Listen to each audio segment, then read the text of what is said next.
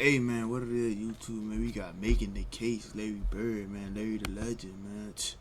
You already know how I feel about Larry Bird. Top 5 of all time, you already know that. One of the best shooters to ever do it. One of the better all-around players to ever do it. One of the best passers to ever do it, man. Larry the Legend, man. Let's check it out. Basketball is special. The size of the court and the lack of pads or helmets give fans the most intimate experience of a team sport that exists. And because of the different styles that basketball allows for, players develop their own distinct identities and signature styles through their creativity. Hey, y'all see that right there? Basketball allows for players develop their own distinct identities and signature styles through their creativity, flair, and athleticism.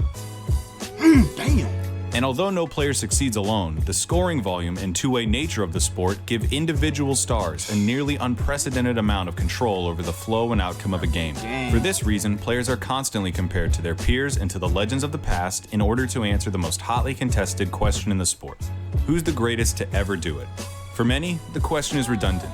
They believe in only one right answer: their answer. Others might have their own personal stance, but acknowledge one or two alternatives. But I believe that there's much more nuance to the question of greatness and more answers to it than you might think. By my count, there are 8 players in NBA history that have a substantial claim as the GOAT. Hey, Tim Duncan underrated, bro. I don't know why people don't talk about Tim Duncan like that. Tim Duncan definitely top 10, bro. Like, I don't know why people don't talk about Tim Duncan like Tim Duncan was that boy. It's a subjective thing, though. I can't give you a definitive answer. All I can do is make the argument. So today, I'll be making the case for Larry Bird as the greatest basketball player of all time.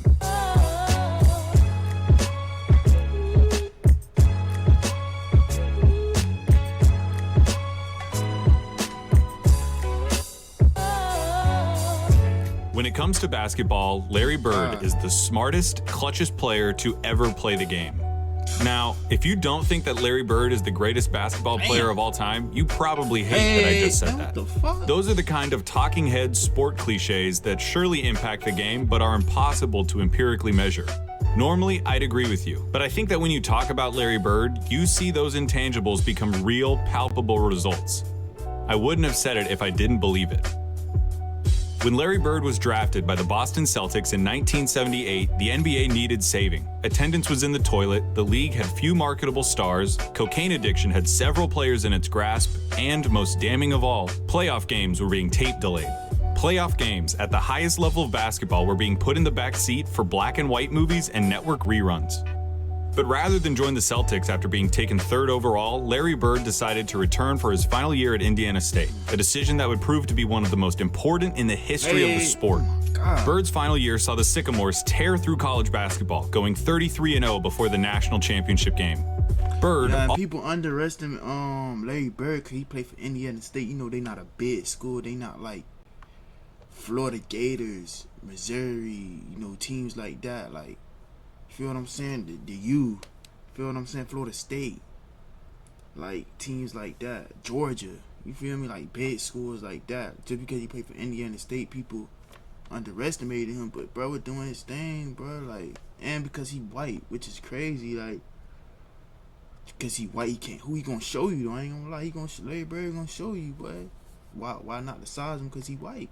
He gonna show you. Don't put no white boy on me. You heard what that boy said, man. Already claimed by the NBA's most historic and prestigious franchise, had established himself as the generational talent who would inherit the mantle of pro basketball. Indiana State's opponent in the national championship was Michigan State, captained by the immortal Earvin Magic Johnson. The Sycamores lost the championship to the more talented Spartans in the highest rated game in the history of basketball, at any level, still to this day. The stage had been set. The next decade of basketball would be defined by the rivalry between the white hick from French Lick and his Boston Celtics and the black Magic and his Showtime Lakers. The rivalry between I ain't gonna lie with Magic, bro. I ain't gonna lie. Like, I know I said Magic was a better passer than Larry Bird, but I'm gonna have to take that back. Larry Bird definitely better passer. The only thing Magic got over Larry Bird is probably like finishing. That's really it. Larry Bird, the better shooter, the better passer. I get Magic handles though, but like Larry really the better player. You ask me. Bird and Johnson is entwined into the fabric of the NBA and is worthy of just with Magic really all around too though. Like Magic could play every position, bro. He like a 6'7" demigod. Y'all ever play 2K, bro? There's some 6'7" demigod. That's who Magic is, bro. 100 documentaries. A small. In this video though, we're going to be looking at Bird's claim of supremacy. Here's Bird's basketball resume. His 3 championships come with perhaps the highest collective degree of difficulty of any player's championships. His 3 MVPs came consecutively, making him only the 3rd player to accomplish the feat, along with Bill Russell and Wilt Chamberlain. His 2 Finals MVPs are misleading.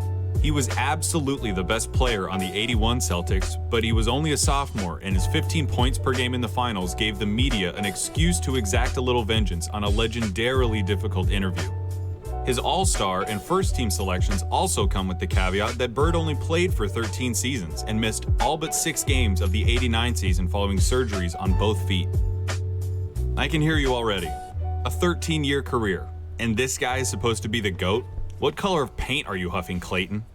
Imagine being Bird able to build the anything greatest of all time, just by thinking about it. Neat Base 44, a complete AI creation. But the greatest of all time, no. Green. He one of the greatest shooters of all time. I can say that for sure. Yeah. Obviously. But hear me out. Yeah, Bird's career lasted about 2/3 as long as it should have. But what he did in that time was so impressive and so substantial that every basketball fan acknowledges that he's in the conversation as the greatest ever. Doesn't it matter that those 13 years saved professional basketball, delivered a disproportionate amount of memorable moments, defined the golden age of the league, and produced a career by which all other forwards, before or since, are measured? Bird squeezed every drop of talent out in those 13 years and made it seem more like 30. He didn't just leave his fingerprints on the game. He left so much of his DNA in the sport that it needed a cigarette afterwards. There's something to be said about the man out here making other grown men look silly, like these other NBA players, bro. Like, cause you know NBA is the best of the best, so he making the best of the best look silly, bro. He making the best of the best look silly in college. So what you think he gonna do in the NBA, bro? Like, come on, man. Candle that lasts half as long but burns twice as bright. Oh my Those 3 God. MVP, but the candle that lasts half as long but burns twice as bright. Oh my goodness. Those 3 man MVP fell years straight stack with up with me. any other run by any other player. I will put an A+ Larry Bird season That boy up against Parrish was anyone's. cold, too. What does an Hey. A+ Larry Bird season look like? A full box score, Oh my a blowout win, a nearly undefeated record at Cookies. home, and a play style that could only be described one way: white. Larry Bird isn't just a white basketball player, he's the white basketball player. To describe Larry Bird's game is to thumb through the Hoops dictionary and pick out every Told y'all Larry Bird might be white on the outside, but he a brother in the inside. You feel what I'm saying? And his game shows that, bro. Like, people keep saying he white, he this and that. White man can't. Oh, he gonna show you on that court. He one of the best trash talkers for a reason. You call him Larry Legend for the reason, though. That's another reason why he's a legend. Not only his play, but the way he talk trash and back it up. Tell you what he finna do and he do it anyways. That's legend right there. cliche about white players. Unathletic, great shooter, good fundamentals, the whole thing. The archetype of a white basketball player is Larry Bird, with one exception. He had an unparalleled understanding of the game of basketball, both as a physical contest and as a mental competition. God. His basketball IQ infected everything he did and catapulted his career into legend. Bird was a complete player. Jerry West called him nearly as perfect as you can get. He was the league's first great marksman. He could contort his body to shoot from anywhere on the court, regardless of the level of defense. He pioneered No way the he art of just shoot did from that. anywhere on the court, regardless of the level of defense. Bro, he just did that in a live NBA game, bro. Like, what? Nah, this nigga different, bro. He pioneered the art of the dagger three and was the Larry founding member of cold. the 50-40-90 club. At 6'9", Bird's understanding of angles and coordination led to a higher rebounding average than Patrick Ewing, and it made him an That's crazy. impressively adept finisher in his younger years. In '86, Bird dropped 47 points on the Blazers, playing the majority of the game left-handed. His lack of quick lateral That's when I knew this nigga was a problem, bro. Like when I was watching this highlight, I'm like, damn, because obviously, like I wasn't like allowed to watch Bird play live, cause you know I'm only 20. You feel me? But I've been watching his highlights and like games and like, bro, Larry was nice, bro. I ain't gonna lie, like He said he only gonna score with left hand. Like, he not finna use his right hand, bro. Doing all type of twisted layup with, like, what? He treating this like a street basketball. This is the NBA. This nigga is different, bro. I ain't gonna lie. Movement meant that Bird didn't do much when it came to slapping the floor and picking up the opposing point guard, but his size and omniscience gave him the ability to body similarly sized players, read defenses like a free safety, and pick off passing lanes with ease. His passing was transcendent, and I'll highlight it later. And of course, you need to know that Larry Bird was a tough MFer. He had a superhuman motor and dove for loose balls like a beagle at the park. He was a willing participant in his share of fights, often precipitated by his league-renowned trash talk. Oh. Larry Bird told Robert Reedy the other stay there. He should have stayed in preaching. That was funny. He had 50 points. I was guarding in my rookie year. He looked at me and he goes, "You can't stop me." And I looked at him and I said, "Gosh, boy, you're so confident." He proceeded to score like 10 straight points on me. The coach took me out the game. He walks by and he's laughing at me. He was a basketball genius. Brought on yourself, Clyde. He'd be a step ahead, a thought ahead, play the game like a chess game. I'd much rather guard Michael Jordan than Larry Bird because you have to play the game as a thinker when you're playing him. You have to get inside his mind. If you put all of us in a room, you know, Magic, Jordan, myself, and Bird probably be the guy who walks out of the room at the end of the day. Did you notice something during those testimonies? Those are some of the best basketball players of all time, and they all sing Bird's praises like they were former assassins who had to go toe-to-toe with John Wick, and they're just happy to be alive. Bird excelled during one of the most talent-rich periods. I don't know what I give Bird his props when he played versus Jordan, though. I ain't gonna lie, but every time Bird played versus Jordan, it's like he get extra attribute points. It's, I don't know, but this nigga just been going stupid. I'm like, damn, bro, like, chill. But we all know Jordan's still better. Don't get it twisted, bro. Y'all Larry Bird fans, don't get it twisted. Y'all know who the GOAT is. League history. The abridged list of his basketball rivals goes like this: Dr. J and Moses Malone on the Philadelphia 76ers, Sidney Moncrief on the Milwaukee Bucks, Isaiah Thomas, Bill Laimbeer and the Bad Boy Pistons, Dominique Wilkins on the Atlanta Hawks, Bernard King on the New York Knicks, Michael Jordan on the Chicago Bulls, Hakeem Olajuwon and Ralph Sampson on the Houston Rockets, and of course, Magic Johnson, James Worthy, and Kareem Abdul-Jabbar on the Los Angeles Lakers. All right. Like, imagine Larry on the Lakers with Magic, Larry, and Kareem Abdul-Jabbar. I don't know if Jerry West was on the Lakers at that time, but if he was, bro, that junk would be deadly, boy. Not even Jerry West, bro. Like, just Magic, Kareem, and Larry Bird, bro. They winning about 10 rings, bro. Who's stopping them, bro? I don't even see Jordan pimping them stopping them. There's no point avoiding it any longer. We have to look at Magic versus Larry. If you have Magic over Larry, it's because he has 5 rings to Larry's 3, had a peak that lasted about 2 or 3 years longer than Larry's, and had a 2-1 record. No, I ain't gonna lie, I'm gonna keep it real. I got Larry over Magic, bro. I like I said, I don't care about the rings. I look at the overall player. Cause you know rings is a team success. I'm talking about player versus player. That's what I'm talking about. Like, who overall better. Like, I told you, the only thing Magic got over Larry Bird is finishing, bro, and probably handles. That's it. Larry got the better IQ, the better shooting, and he's just a smarter basketball player, bro. Against Bird Celtics in the finals. Perfectly legitimate, completely respectable arguments. But in the interest of making Bird's case, allow me to retort. For nearly the entire decade of the 1980s, the Eastern Conference was irrefutably the more competitive conference between the two. Considering the competition, for Bird to have made 5 finals appearances is just as impressive as Magic's 9. As for the head-to-head record responsible for Magic's 2 extra titles, he had more help.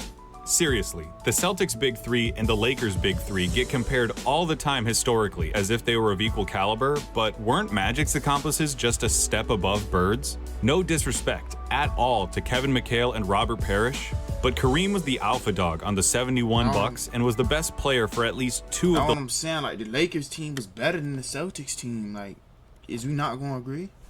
I'm not trying to make excuses, but bro, like, you know who the Celtics had? I mean, the Lakers had, but they had, one of the best centers in the game. The Lakers' 5 titles. Like, bro, nobody not stopping Abdul-Jabbar. Kareem Abdul-Jabbar. James Worthy was the #1 pick out of UNC after winning a championship as the best player on a team that had Michael Jordan on it. Throw in the fact that Magic got to be coached by Pat Riley, one of the most brilliant minds in basketball history, and you could say that the Magic-Bird argument comes down to one thing: luck. So if their careers come down to luck, the question just becomes who you would rather take. Now, I'm not making this video to tell you why you shouldn't take Magic. I'm making this video to tell you why you should take Bird. Not just over Magic, but over everybody. Man, one thing that what? helps in the video to tell you why you should take Bird. Not just over What you Magic, looking at? but over Hey. everybody. One thing that helps him is the fact that his play would translate perfectly into the league Bird today. can A finish too, though. 6'9" Don't get it sharpshooting forward with eyes in the back of his head who averaged double-digit rebounds in an era against Moses and Lambeer. He'd gobble up boards as a power forward. That's one thing in this game too. Larry could really play center, bro. Like he could box out centers and grab rebounds. I'll be seeing that. Like Larry could grab them boards too, boy. Know what I'm saying? Like he could play everyone on the court. He'd be an offensive mismatch against everybody as a small ball center, and his off-ball skills and passing would pair perfectly with the flow That's of a today's mismatch. game. Like imagine the center coming to guard this, man. That's a mismatch, bro. Add in his competitive mania and God. 3 generations worth of medical advancements, Hey! and we're talking about a player who could have stuck Double around so team. long they would have had to rename the league. As you've been watching these clips of Bird, I would hope that you would God. notice something. He always knows where everybody is. Watching Bird play basketball is like watching those monsters from A Quiet Place that know where you are if you make any noise at all. Bird had a level of clairvoyance that bordered on the unnatural. In '85, he ended up 1 steal away from a quadruple-double after playing just the first 3 quarters. His passing was famously infectious and helped transform the Celtics of the '80s into an ideal that basketball teams at all levels are still shown tape Gates. of. They moved the ball with precision and intent, always looking for better shots and determined to get the entire team involved in the effort. That fact is almost entirely attributable to Bird and his wizardry with the ball. This acumen also helped Bird become the only player with a GOAT claim to transition successfully into other basketball roles after his playing career. In his 3 years as the head coach of the Pacers, Bird won a Coach of the Year award, coached the Pacers to their first and only finals appearance, and gave Michael Jordan as much trouble as he'd ever gotten in his career in the '98 Eastern Conference Finals.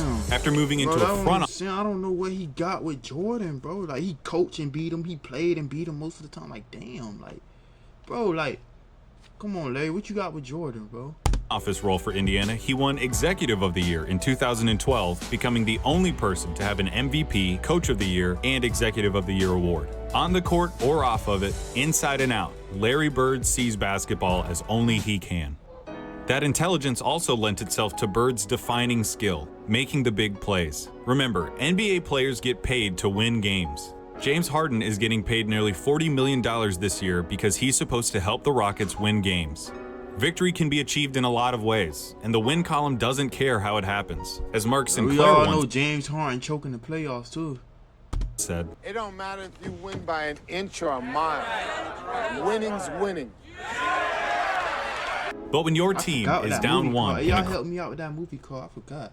crucial playoff game with 8 seconds left, and you need to hit a shot to stay in the series and keep your season alive, that's where players really my separate God. themselves and earn their money. Love it or hate it, it's the players that come through in the big moments that live forever in our memories. Some players, for whatever reason, were never able to do it consistently. Some players were truly outstanding at it. Larry Bird was the best at it. Man, this white boy was hooping, man. Told you your brother inside, man. Your brother inside, man. I'm not going to give you the stats about his field goal shooting under 2 minutes with a score that's this close, or tell you who has the most buzzer beaters, or any of that. Take that for data.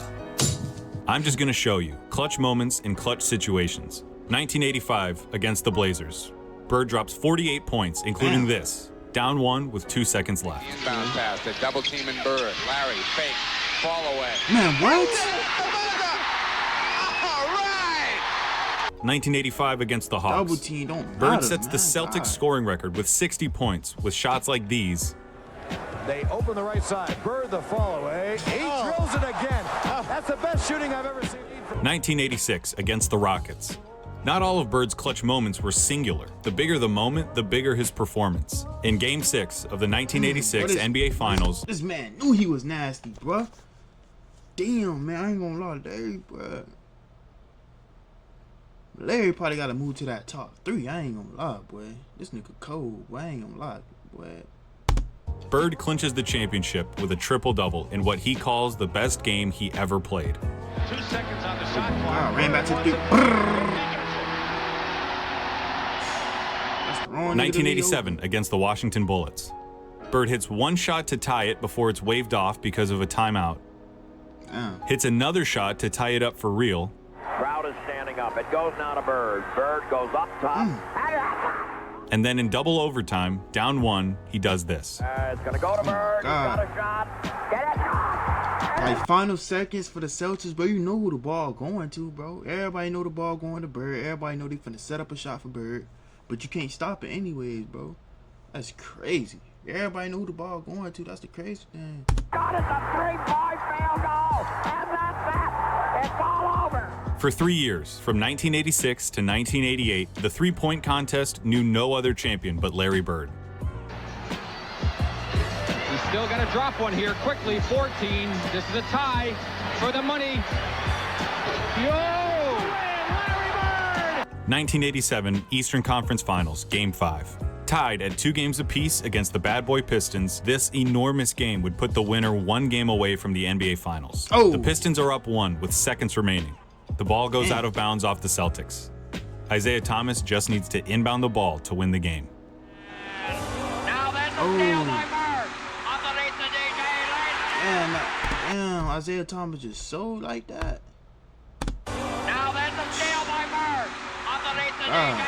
Can't be doing that, Larry on the floor. Right at 1 second left. That's what I'm telling you, he was a beast on both sides. I feel like people don't talk about his defense like that, bro. You need to start talking about Larry's defense, bro. Nigga was a god on both sides of the court. There are truly too many big games and big moments for me to go through without this ending up as a documentary. But that all leads me to this, what I really want to talk about. 1987, NBA Finals, Game 4 against the Lakers. LA is up 2-1, and the Celtics need to win to tie the series and stay alive. Bird hits a 3 with 12 seconds left to go up by 2. Bird goes for 3. Oh my god, I'm saying, why y'all double teaming like Robert Parrish and number 3, bro? Like 2-1, and the Celtics need to win to tie the series and stay alive. Bird hits a 3 with 12 seconds then left. y'all leave this man wide. Like, why is y'all coming up with him and leaving Larry open for the 3? If anything, y'all attention need to be at Larry. Y'all leaving this man open with the game on the line? Oh man. To go up by 2. You don't do that. Hey! That's the dumbest thing y'all can do, LA. Kareem comes down and gets fouled with 8 seconds left. He makes the first, but misses the second. LA ends up with the ball with 7 seconds left, down 1 point. In the low post, being guarded by Dennis Johnson. Byron Scott is in the ball game now. Magic hits this, the baby skyhook. Scores with 2. 2 seconds left, down 1. Everybody knows going to name. Bird fires it. What do you think happens? I bet it wasn't that. When I paused the tape and the ball was hanging in the air, you thought it was going in. I ain't gonna lie, I definitely thought he was making that. For sure, I thought he was making that. I ain't gonna Bird lie. thought it was going in. Magic thought it was going in. I've seen this game before, and I still think it's going to go in. But it didn't. Pat Riley said it himself. We got lucky. And that, a missed shot in the NBA Finals, is why he's the clutchest. Because after he makes the big plays, has the big games, hits the big shots, time and time again, you expect him to hit every shot, to win every game. And in those fleeting moments when he doesn't, when he looks like a mere human, when he looks like everyone else who tries to do what he does, you just can't believe it. That's what Larry Bird did. He made the big plays so often you thought he was gonna make them every time. He helped turn basketball into a global phenomenon, paving the way for every Michael Jordan, Kobe Bryant, or LeBron James who comes through our lives. He played These the goats right here, boy. I ain't even gonna lie, boy. basketball in its purest form and captained a team that is consistently ranked among the greatest of all time. He has the second highest win percentage in the history of the NBA, behind Magic by less than 0.5%, about 10 games. He was the complete package, a player with no holes in his game whatsoever. They called him Basketball Jesus. He didn't get that name without doing something extraordinary. He saved basketball. and he did it by playing it better than anyone else. Here's Magic at Bird's retirement in 1993. Larry Bird said that there would be another Larry Bird one day. And Larry, there will never, ever, ever. Nah, bro, it ain't gonna be no another Larry Bird, bro. I ain't gonna lie, bro. It ain't gonna be no another Larry Bird, man. Larry Bird, 1-on-1 for sure. Ain't gonna be no another one, bro. I'm telling you that right now. Be another Larry Bird. To the greatest basketball player ever, but more important, a friend forever.